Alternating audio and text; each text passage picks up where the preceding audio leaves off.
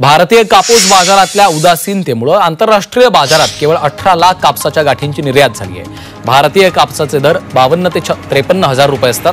त्यामुळे ब्राझील, अमेरिकेतनं कापसाला प्रचंड मागणी आहे। कापसाला कमी हमी भाव दिल्यानं शेतकऱ्यांनी खासगी व्यापाऱ्यांना कापूस विकलाय, तर 15% कापूस शेतकऱ्यांच्या घरात पडून आहे।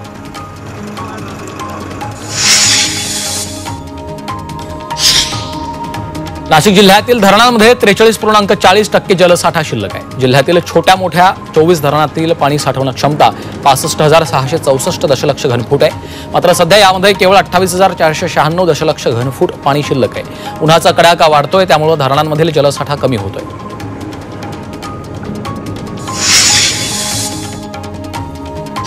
नाशिकमध्ये प्रियकरानं लग्नास नकार दिल्यामुळे तरुणीनं आत्महत्या केली आहे। नाशिकच्या शरणपूर रोडवरील धक्कादायक घटना समोर आली।